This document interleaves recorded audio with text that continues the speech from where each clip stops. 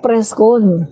At malamang sa malamang mga kaibigan, kapag nag-press con ito, magbabasa lang yan ng script. Tapos, walang magtatanong. Katulad dati, di ba, sabi niya, walang magtatanong ha. Kung may nagtanong man, isa-isa lang. Tapos sabi niya, wala na, hindi nasusundan ng tanong. Walang follow-up questions. Di ba? Kasi nahihirapan siya mga kaibigan. Pag nagsinungaling siya, guys, hirap magsinungaling. I tell you the truth. Mahirap. Di ba? Kahit gaano kabihasa si Sara Duterte sa pagsisinungaling, mga kaibigan, hindi niya ma-i-debunk ang katotohanan na talagang close siya dito sa taong ito. Na talagang meron silang transaksyon sa taong ito. At anong sabi ng taong yan, mga kaibigan? Yung pera daw na ginamit sa eleksyon ni Sara Duterte galing sa Pogo at saka sa drug lords. Diba? Pagkatapos sasabihin nila, I hate drugs. Pinagchuchugi yung mga kababayan nating maliliit. Pagkatapos, sila pala ay nakikinabang sa drug money at sa Pogo money. Diba? So mga kaibigan, kailangan itong imbestigahan forthwith. Eh guys, alam niyo sa totoo lang mukhang hindi makakalusot dito si Sara Duterte. Kasi madaming ebidensya eh. Yung ebidensya nga lang na lumabas sa good governance Grabe na yon, mga kaibigan. Nagko-corroborate lahat yon sa sinasabi ni Madriaga. Binanggit niya sila chika, mga kaibigan, na binanggit din doon sa good governance, mga kaibigan. At dito, si Madriaga, binanggit din niya sila chika. So, mga kaibigan, bili tayo ng popcorn. Mag-popcorn tayo, mga kaibigan, kasi sa pagkakaalam ko,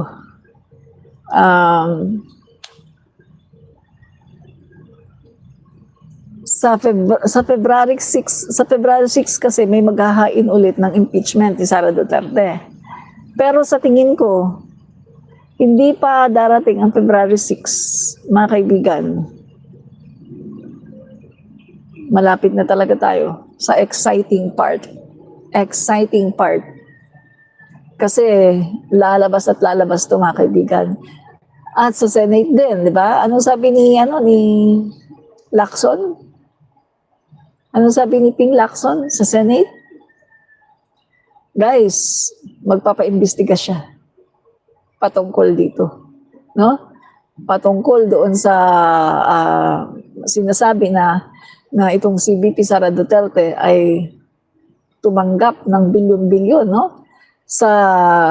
Galing sa drug money. At pagkatapos meron pa sa HOR.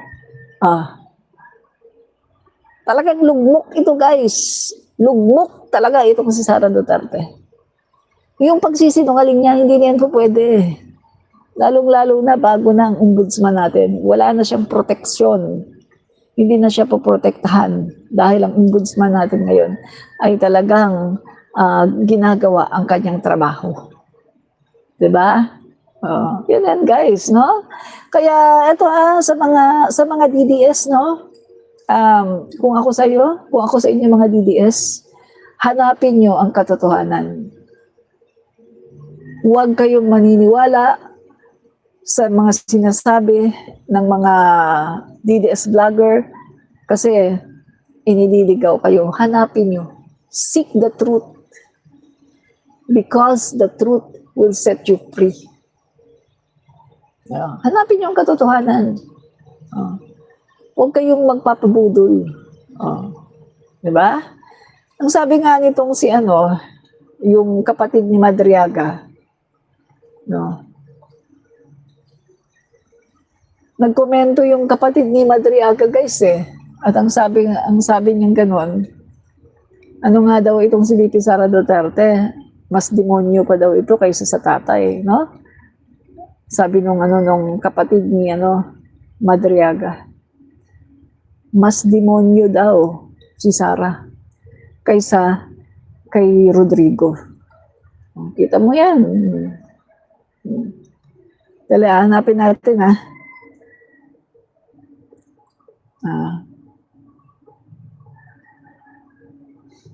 Hanapin natin yung ano.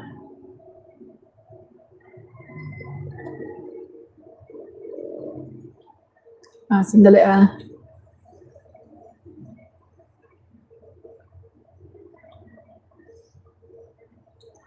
Sandali, uy, may nilabas ba? May nilabas na ba kanina? No? Mukhang may nilabas na statement si Sara Duterte. Pero eto post ng kasama kong vlogger. Hindi ko pa kasi na-check yung page ni Sara, no? So hindi ko na-check kung may statement na. Pero itong post ng aking kasamang vlogger, no, na reliable. Bakit ang inilabas na statement ni Sara Duterte ay para sagutin lamang ang paghain ng reklamo sa kanya at iba pa niyang empleyado sa ombudsman. Pero tahimik pa rin siya sa mga pasabog ni Ramil Madriaga. Poong! Hindi kasi niya pwedeng i-debunk yun ng basta-basta. Kailangan niya ng script. Kasi katotohanan yun eh. Yung sinasabi ni Madriaga, madaming ebidensya guys eh. Hindi niya pwedeng pasinungalingan yun. Napakaraming ebidensya. Diba? Oo. Kaya, yun talaga, no?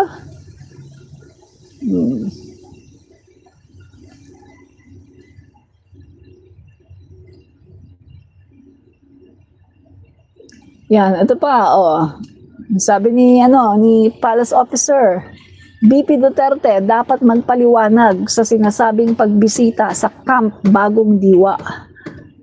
Bakit niya binibisita lagi si Madriaga this oras pa ng gabi?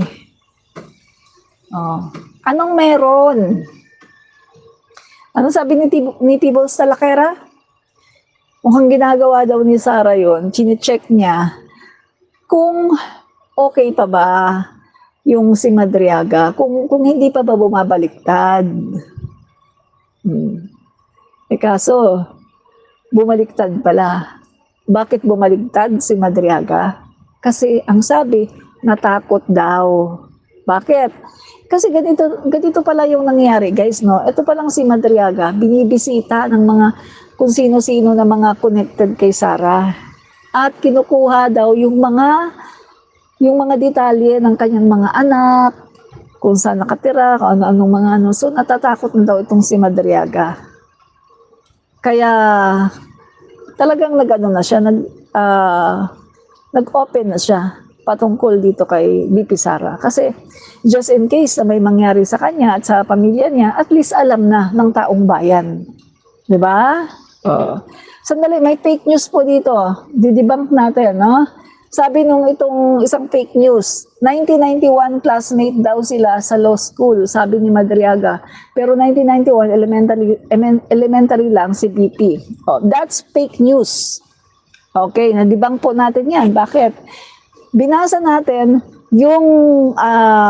binasa po natin yung inilabas na affidavit ni Madriaga. At wala siyang sinabi na 1991 ay classmate niya sa law school si Sara Duterte. Wala siyang sinabing ganon.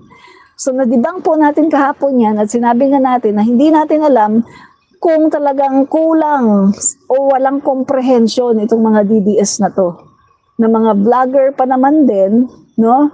Walang comprehension. Kasi ang sinabi ni Madriaga doon sa kanyang statement ay 1991, siya ay, yun nga, nag-aral sa law school, pero wala siyang sinabi na classmate niya, si Sara Duterte. Yun mag-aral ng konti. Comprehension, huwag masyado maging bobo. Kasi, yung pagiging bobo nyo ng mga DDS, yan ang magpapahamak sa inyo. Comprehension lang, ha? Walang sinabi si Madriaga sa kanyang affidavit na classmate sila sa law school ni Sara noong 1991. Sandali, ano natin yung affidavit? Basahin natin yung affidavit mismo, yung affidavit mismo na nandiyan yung ano, ito. Yan, basahin natin, Nakakaawa kayo mga DDS. Ito, kita niyo yan. Picture na bata pa si Sara. Bata pa si Sara. Eto sabi ni Daryl Yap, Yung nakuha nilang dapat manira kay Inday Sara Duterte, nakakatawa. Kaklase niya raw sa law school si Inday noong 1991. Ito si Inday noong 1991. Oh, so pinakita si Sara Duterte, naka-ponytail, bata pa. Pero ito ang tunay na affidavit ni Madriaga. Ang nakalagay dito sa affidavit ni Madriaga, hindi nyo kita basahin ko na lang, nakalagay dito, ay Ramil Lagundoy Madriaga, of legal age, Filipino, and with address at care of Annex to BJMP Camp Bagong Diwa, Taguig City, after having been duly sworn in accordance with law, do hereby depose and state as follows. Educational background. I took up the College of Law from 1991 to 1995 at San Sebastian College, Manila. Number 2, I graduated in 1995 and took the bar examination the same year but did not pass. Ito yung tunay na affidavit. May nakalagay ba dyan na classmate sila noong 1991? Comprehension! Bakit wala kayong comprehension mga DDS, mga tanga, gunggong, gago, bugok? Kaya kayo na pagsasabihan ng mga ganyan kasi parang inaaraw-araw nyo na yung pagiging tanga. May nakalagay ba dyan na classmate sila noong 1991? Di ba wala? Ang nakalagay dito, I took up the College of Law from 1991 to 1995 at San Sebastian College, Manila. Wala siyang nilagay na classmate sila ng 1991. Mga tanga, mga bugok na mga DDS. Gago. O, di ba? O. Mga tanga kayo. Nasaan dyan ang nakalagay na classmate sila? Walang nilagay si Madriaga na classmate sila noong 1991 sa College of Law. Wala lang kayong comprehension, mga DDS, mga bugok kayo at mga tanga. Paminsan-minsan, bumili kayo ng utak. Maghanap kayo ng utak. Palitan nyo na yung utak nyo. Bukod sa mga tanga kayo, mga bangag talaga kayo, mga gago, gunggong, mga adik. Diba? Kaya bumili kayo ng ng palitan nyo na yung utak nyo. Hindi nagpa-function, mga tanga. Saan nakalagay dyan sa affidavit na mag-classmate sila noong 1991? Gago, mga bugok, tanga. Ay, ang sarap yung, nako. So, na-debunk na natin mga bugok itong mga tanga na to.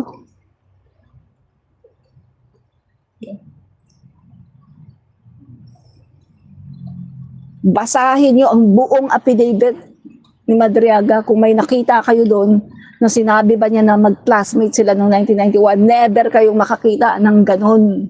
Wala siyang sinabi na magka-classmate sila ni Sara Duterte noong 1991. Mga bobo, mahina ang comprehension nyo, mga DDS.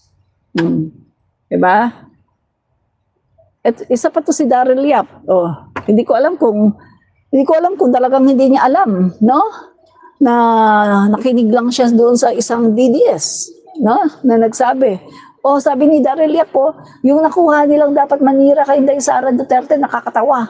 Kaklase niya raw sa law school si Inday noong 1991. Ito si Inday noong 1991. My goodness, ito yung affidavit ni Madriaga. Wala siyang sinabi na classmate sila. Ang sabi niya dito, ulitin ko I took up the College of Law from 1991 to 1995 at San Sebastian College, Manila. Wala siyang sinabi na classmate sila ni Inday. Basahin niyo ang buong affidavit, never kayong makakakita na sinabi niya na mag-classmate sila ni Inday. Mga bobo, gago, mga DDS, mga tanga. Sorry kayo.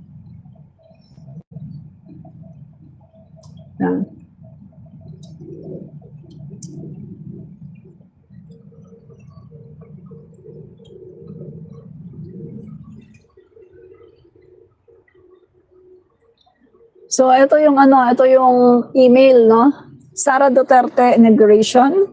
BP Sara Duterte Immigration@gmail.com wrote, "Good day, Dr. Madriaga.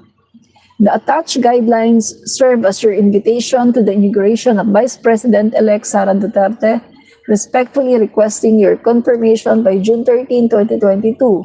RSVP Zgen Group at 0917 blah blah blah or at this email address. Thank you, very truly yours, Vice President-elect Sara Z. Duterte's inaugural team." Kung hindi sila ganun ka-close, bakit pati sa inauguration pinadalan pa ng email? At bakit makita mo sa mga pictures? At bakit siya pa ang inatasan ni Sara Duterte na gumawa ng grupo na isip para sa kanyang candidacy sa pagiging presidente? Di ba? Yan. So mga kaibigan, ito grabe, ang daming dokumento para kay Sara Duterte. Guys, no? Tambak ang dokumento against Sara Duterte sa kanyang kaso na plunder. Diba?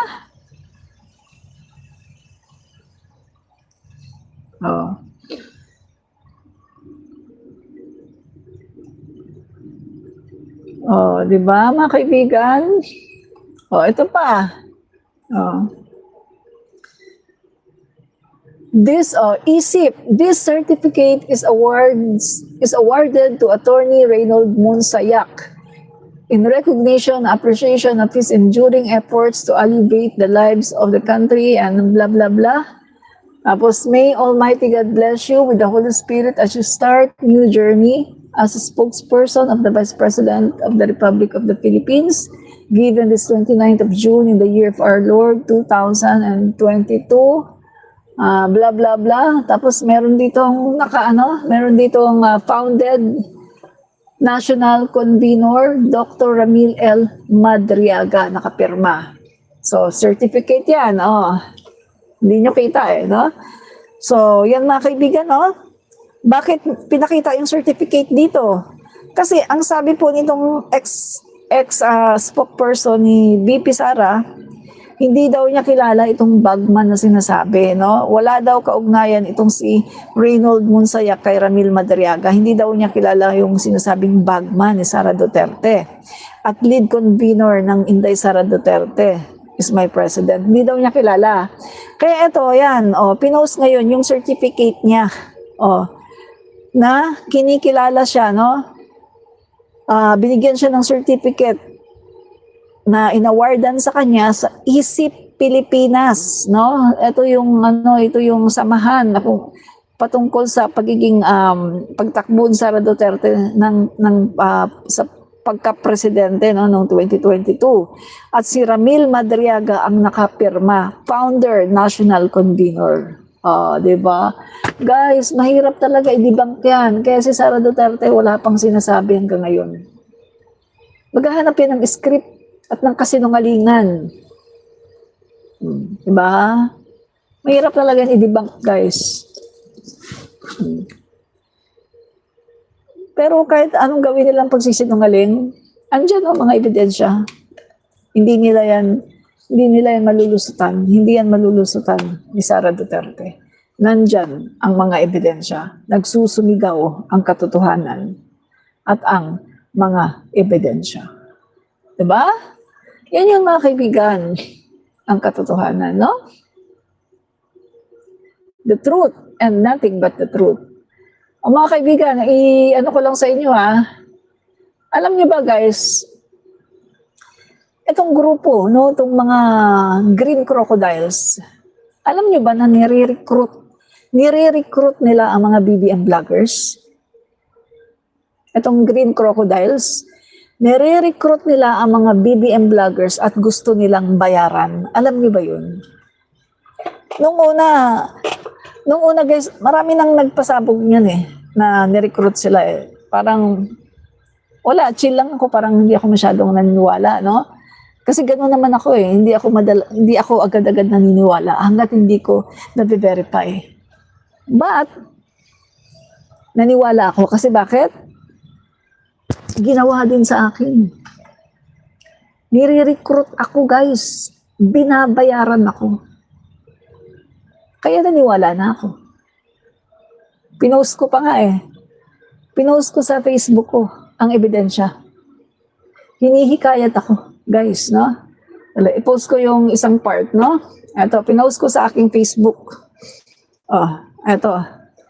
Hindi kita eh. Ito yung pangalan niya. At ito yung post. Ito yung sagot ko. Ayan yung sagot ko, hindi kita eh.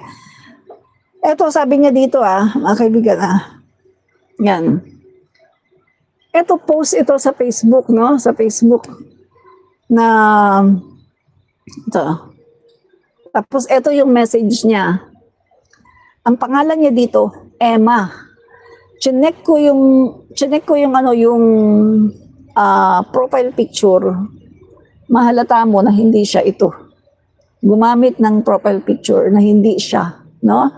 So, ang sabi niya dito, okay, we pay you through PayPal. You need to give us your email and we will send you invitation to join our business account, then get your payment. Thanks. Yan ang sabi niya. Tapos, ano yung sabi ko? No way. Hindi ninyo mabibili ang prinsipyo ng isang BBM vlogger na tulad ko. Mga DDS vloggers lang ang mukhang pera. FYI. Yun ang sagot ko sa kanya, no? Parte lang po ito ng mga mensahe niya sa akin, no? May iba pa siyang message sa akin na sinasabi niya na ganun nga daw. Sabi pa niya, mga kaibigan, ranges 70 to 100K kung papayag daw ako. Monthly. 70 to 100K monthly. Eh sabi ko sa kanya sa ibang part ng conversation namin, kahit 10 million pang ibigay mo sa akin monthly, hindi ako papayag. Mag-fake news ako? Para iangat si VP Sara Duterte na alam ko naman kung gaano kasama ang mga Duterte. Taga Mindanao ako, no? Taga Mindanao ako. Alam ko kung gaano kasama ang mga Duterte. I'm from Mindanao.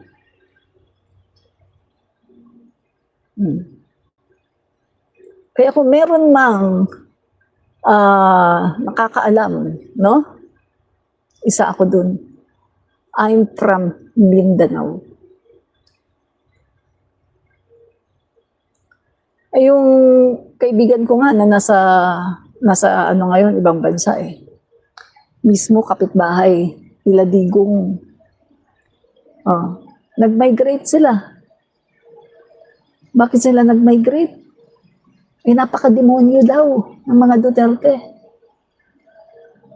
Pinagchuchugi daw kahit naman walang kinalaman sa droga.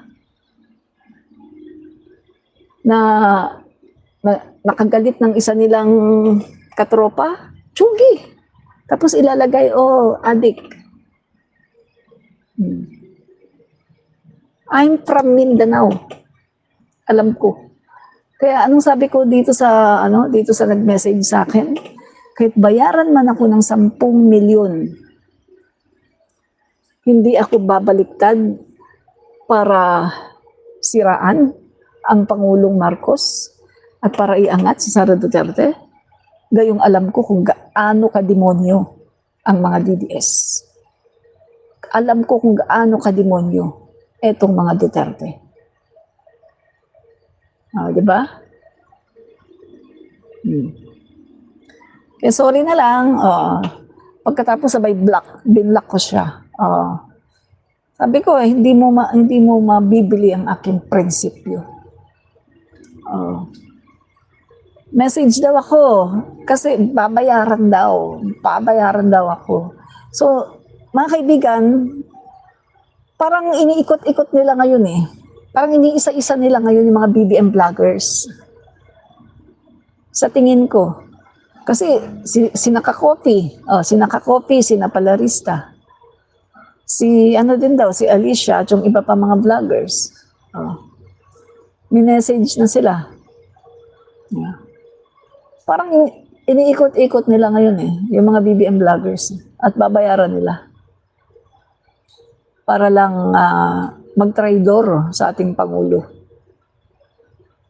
At sabi pa niya doon sa umpisang name your price. Pero yung nila, siguro kung papayag ako, no? Akala nila, 70, ranges to 70 to 100K daw. Pero yung kung hindi ka papayag sa ganun, mas tataasan. Pero sabi ko, no way. Hindi nyo mabibili ang prinsipyo ng isang BBM vlogger na katulad ko. Kahit bayaran nyo pa ako ng 10 milyon, sabay black. Black ko siya. Diba? Kasi, prinsipyo. At saka, alam ko yung Pangulo ko, mabuting tao. Yung Pangulo ko, BBM, mabuting tao. Mabuting Pangulo.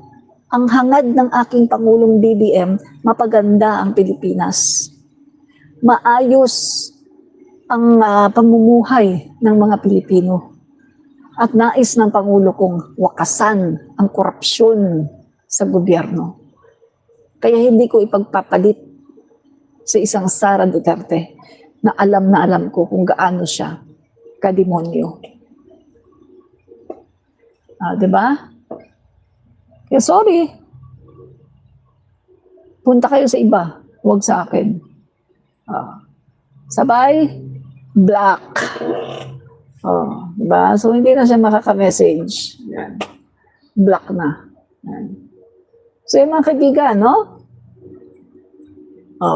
Ang dami dito, Presidential Security Group. Ang dami niyang tapos ito guys, ito pala yung sasakyan, na madalas ginagamit, Honda Civic, no?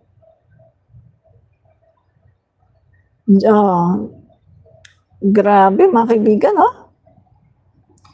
si Rodrigo Duterte pala ang nag-introduce sa kanya. Sabi niya, it was also in 2018 pala to, hindi 2016, no? Mali yung sinabi ko kanina, 2018 pala.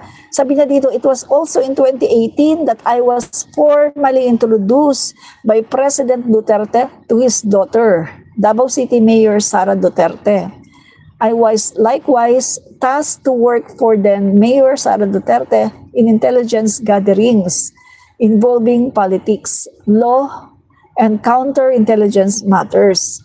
Sometimes in 2019, I was introduced by the Mayor Sara Duterte to form a group to support her plan 2022 presidential candidacy. Kita mo mga kaibigan, sinungaling si Sara. Ayun yung sinasabi guys, yung pinasabog dati ng isang political analyst. Tsaka ni Larry Gadon, ang sabi ni Larry Gadon, di ba, si Sara Duterte daw, ang plano talaga, gusto talaga magpresidente. Pero bakit naiba? Bakit hindi siya tumakbo sa pagka-presidente? Di ba kinuwento yan ni Larry Gadon na yung Malacanang, no? Si Rodrigo Duterte pa ang Pangulo, yung Malacanang, nagpakandak sila ng internal survey, no? Isang survey para malaman kung sino yung malakas na presidentiable.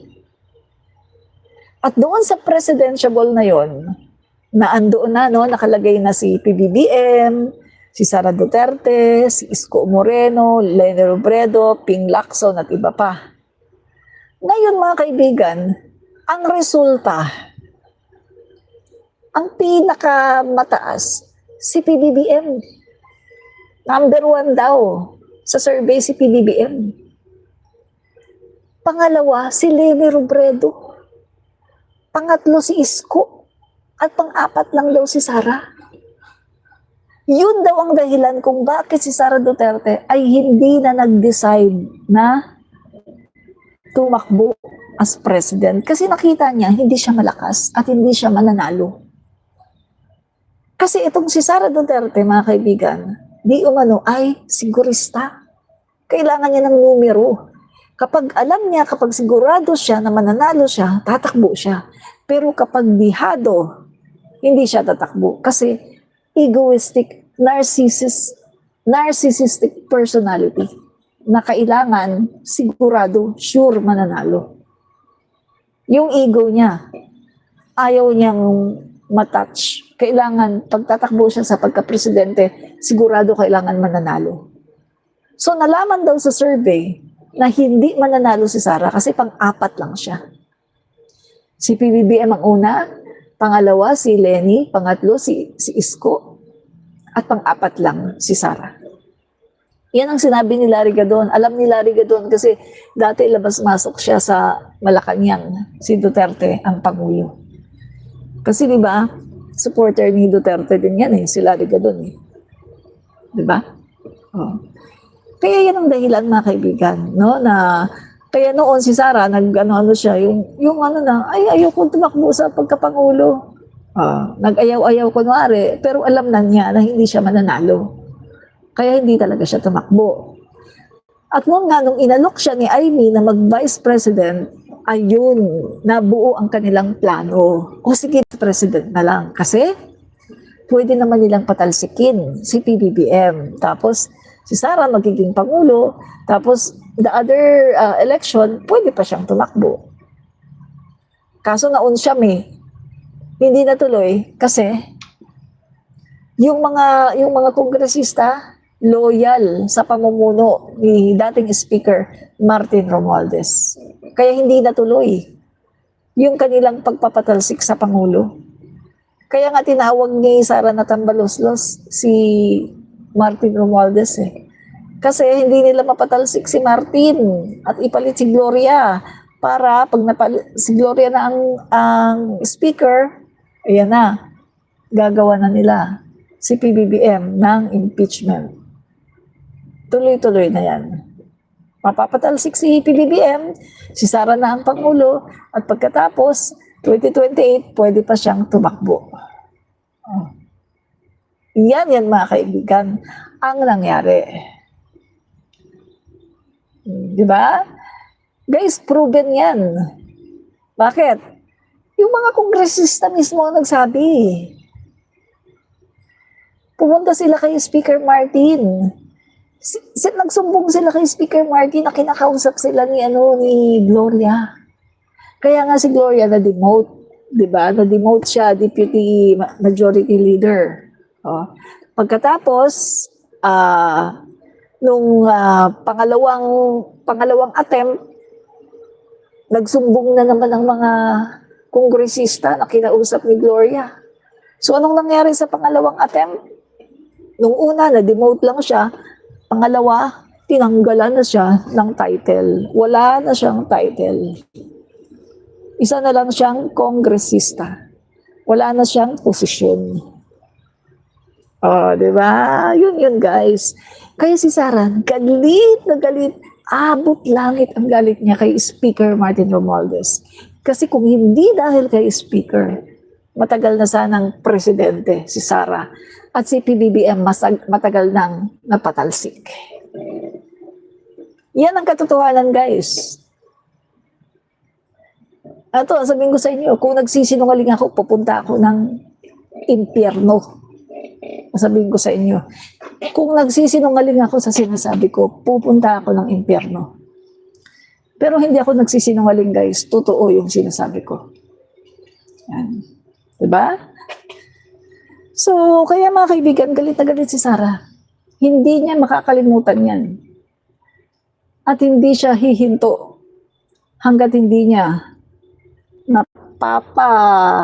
napapataob or napapagapang sa lupa si dating Speaker Martin Romualdez. Hindi siya hihinto hanggat hindi niya napapagapang sa lupa si dating Speaker Martin Romualdez. Sobrang galit niyan. Na ano niyo ba guys, napansin niyo, mas galit siya. Galit na galit siya kay Speaker kaysa kay PBBM. Di ba? Kasi nga si Speaker ang naging hadlang sa kanyang maitim na balak na maging Pangulo ng Pilipinas. Patalsikin si PBBM at siya ang maging Pangulo ng Pilipinas. Kaya kay Speaker talaga siya, grabe, hanggang impyerno ang galit ni Sara Duterte kay Speaker Martin Romualdez. Na kung titingnan mo naman, di ba dapat hindi siya magalit? Kasi kita niyo mga guys, no, sa kanyang speech nga.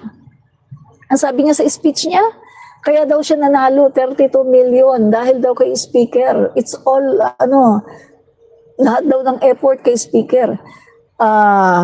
Luha, dugo, pawis, lahat daw kay Speaker Martin Romualdez daw yun. Kaya daw siya nagkaroon ng 32 million, kaya daw siya nanalo. Diba?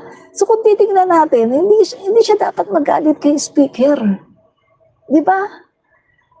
Pero bakit sobra-sobra ang galit niya kay Speaker? Kasi nga, si Speaker Martin Romualdez ang dahilan kung bakit hindi siya nagiging Pangulo ng Pilipinas, na matagal na sana siyang Pangulo ng Pilipinas. Kasi ang plano nila pag upo 2022 pa lang ay patatalsikin na si PBBM through impeachment. Pero hindi nga nangyayari dahil si Speaker Martin Romualdez ang isang napakalaking hadlang. Diba? Kaya nga mga kaibigan, ako pinagtatanggol ko talaga si Speaker Martin Romualdez. Kasi, first line of defense yan ni PBBM. Kaya hindi nakakapasok, no? Yung itong impeachment na yan, yung mga paninira na yan sa ating Pangulo dahil yan kay Speaker Martin Romualdez. Tingnan niyo ang nangyari, si Speaker Martin Romualdez ang napuruhan. Napuruhan siya sa paninira. Diba? Ay sa totoo lang guys, yung mga kongresista, buo ang tiwala kay Speaker, ayaw siyang paalisin. Ngayon ka lang makakita, no? Sa panahon lang ni Speaker Martin Romualdez, dito ka lang nakakita na buong-buo ang tiwala ng mga kongresista. Pero umalis, nag-resign ng Speaker. Bakit siya nag-resign? Kasi meron siyang delikadesa. Kasi para daw walang hadlang sa mga investigasyon. Kasi nga naman guys, kapag Speaker of the House pa siya, grabe yung ibibigay sa kanya na special treatment. Hindi siya basta-basta na imbitahin ng ICI, ng ganyan. Kasi Speaker of the House siya eh. Kaya ang ginawa niya, bumaba siya sa kanyang pwesto para siya ay maimbestigahan. Kita niyo yung humility. Ganyan yung tao na humble, yung tao na may malinis na konsensya. Nagpapaimbestiga. Pero si Pulong Duterte, nagtago at patuloy na nagtatago, nag-i-evade sa batas. Noong una, ang yabang-yabang, welcome daw siya sa anumang investigasyon. Ayan na, nung inimbitahan, ayaw pumunta. O anong sabi niya? Ay, pinupolitika lang daw siya. Ay, hinaharas daw siya. My God! Si Sandro Marcos nga, si dating Speaker Martin nga, pumunta, willing na pumunta. Hindi nagsabi na hinaharas. Pero siya, ang dami-dami na niyang sinabi, ayaw niyang pumunta. Bakit? Kasi hindi niya kayang ipagtanggol ang sarili niya. Kasi alam niya na nagnakaw siya. Alam niya, nagnilustay niyang 51 billion sa sarili niyang kapakanan. Yun lang yun. Kaya ayaw niyang pumunta sa ICI at sa anumang investigasyon. Tatak Duterte, umiiwas sa batas. Tatak Duterte, ina-undermine nila ang batas. Ayaw nilang sumagot sa lahat ng mga investigasyon.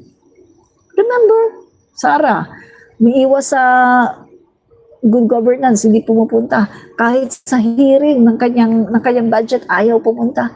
Inimbitahan 2 beses sa NBI, inisnab ang NBI, hindi pumunta. Digong, inimbitahan sa korte, no? Dinimanda siya ni Castro, di ba? Inimbitahan siya. 2 beses din siya binigyan ng imbitasyon sa RTC. no show, hindi pumunta. Bakit? Hindi niya kayang ipagtanggol ang sarili niya kasi alam niyang guilty siya. Diba? Tatak Duterte, umiiwas. Ngayon si Pulong, sangkot siya sa flood control anomalies. May nakita sa Davao City na mga ghost project at mga proyekto ng flood control na mga ghost at substandard. May nakita sa Davao City. Pero si Pulong, anong ginawa? Nag-ask ngayon ng certification para siya ay makapag-travel sa 17 countries. 2 months. Mahigit 2 buwan siyang mawawala sa Pilipinas sa kasagsagan ng investigasyon ng flood control anomalies. Pag-iwas, umiiwas siya na siya ay matanong. Umiiwas siya sa investigasyon kasi alam niya na guilty siya. Alam niya na nagnakaw siya. Tatak Duterte. Diba? Yan ang Tatak Duterte. Ayaw humarap sa lahat ng klaseng investigasyon. Yan yun. Tatak Duterte. Diba? So mga kaibigan, 1 hour and 36 minutes na. Maraming pong salamat sa mga nanood, no? Maraming pong salamat at mamaya po magla-live tayo ulit mamayang gabi, no? At paki-follow na rin po mga kaibigan yung aking Facebook page, Rich Admin TV, at saka yung Admin Rich TV, at saka paki-subscribe na rin po itong ating YouTube channel. At saka paki-share na rin po, no? Sa inyong mga newsfeed, at paki-subscribe, no? Maraming pong salamat sa mga nanonood at sa mga DDS.